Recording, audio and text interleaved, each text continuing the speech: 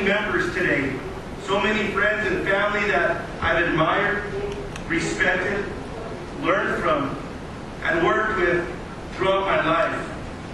We share much in common, our desire and willingness to stand up for New Mexicans, for our communities, for our country, to work for the betterment of our communities and families across our great state, to build a strong future for our children, to look after our seniors and our veterans. America faces the worst economic crisis since the Great Depression. As a result of 8 years of a failed approach, 3.6 million American jobs have been lost since the recession began. Confidence in the American economic future has plummeted. Americans are losing their homes and businesses, their jobs, their health care, and their savings. As our state and our country face an economic crisis that threatens to break the promise of the American dream, we must declare that you and I, that we will not let this promise slip away. Not when we have the ability and the will to act. We are facing challenging times, but if we can build on all that we have in common, we can get our nation back on track. And when we do, America will climb to new heights. Tomorrow,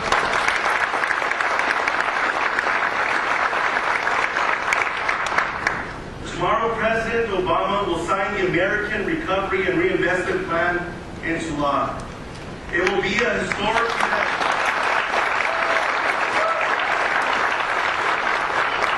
A historic investment in the transformation of our economy, in the people of America, in building the foundation we need to start to reverse the economic decline. We have heard from economists across the spectrum that job loss numbers will continue to spiral out of control. More than 500,000 jobs lost month after month. Unemployment numbers skyrocketing. But even with this alarming information, many in Congress, many in the House and the Senate, chose not to move forward, to put aside their differences, and act boldly for America.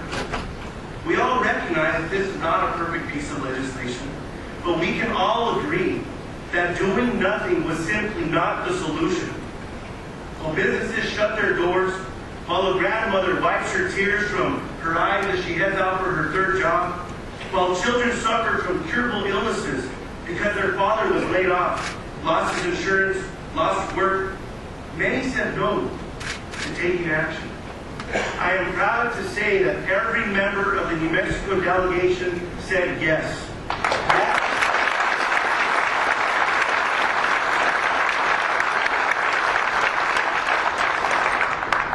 Yes, we can create jobs and put people back to work.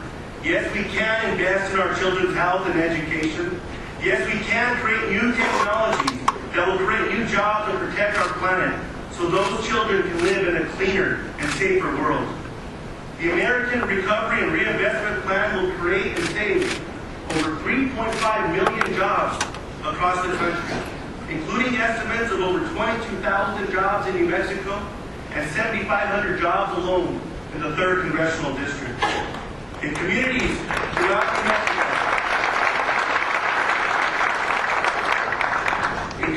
throughout New Mexico, projects will soon be underway. Some will begin in as little as 90 days as we hire engineers and construction workers to build new roads, buildings that are more efficient, new types of energy. Those workers will need clothes, housing, transportation, and hot meals. They will be the center of our economic recovery. And we voted for tax credits, focused to low and moderate households. In New Mexico, an estimated 684,000 workers are eligible for credit, putting $342 million back into our economy. Now that's a feat.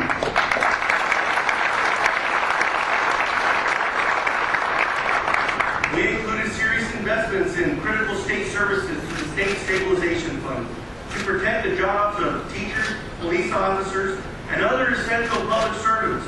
We hope that this investment will assist you in addressing the looming state shortfall. We have coupled these short-term fixes with long-term solutions. Tomorrow, as part of this package, President Obama will sign the largest investment in clean, renewable energy in the history of the United States.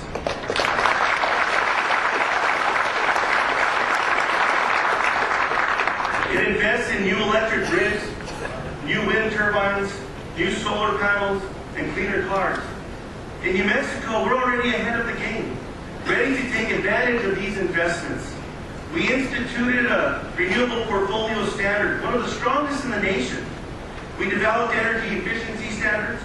Our schools, many across the 3rd Congressional District, are already training students for the jobs of the future in clean energy generation in towns like Española, Farmington, Santa Fe, Rio Rancho, Taos, Portales, Las Vegas, and Tucumcari. We are already benefiting from new technologies. The announcement last week of Intel's investment of their own money and new technology will not only create jobs, it will help improve our education and serve as a lure for other innovative companies. The advancement of the Northern New Mexico College Solar Energy Research Park and Academy and the North American Wind Research Center at Mesoland Community College are only the beginning. I want to applaud your efforts to transform New Mexico.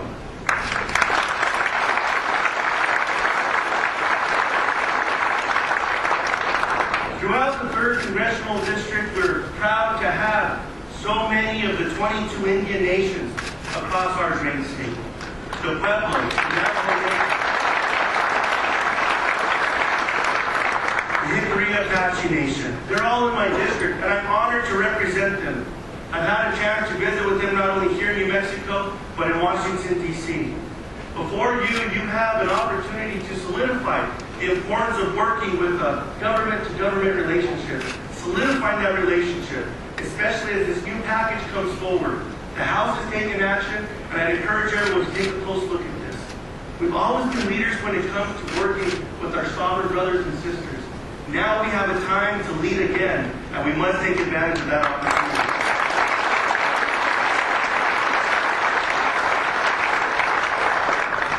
We must make a commitment to restore science and innovation as the keys to a new American economy. Innovation is the future for our great state, as it is up to us to ensure that those new solar panels, chips for computers, and a workforce for the 21st century are built right here in New Mexico. New Mexicans can and will make America a cleaner, more prosperous, and safer place for us all. Congress will consider many other important measures in the coming weeks and months. Our nation's economic situation requires bold action, and we will continue to take bold action. This Congress inherited the worst economic crisis since the Great Depression.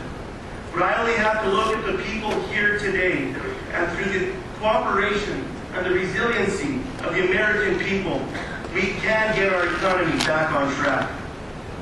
I come before you today at a crucial time for the people of our great state.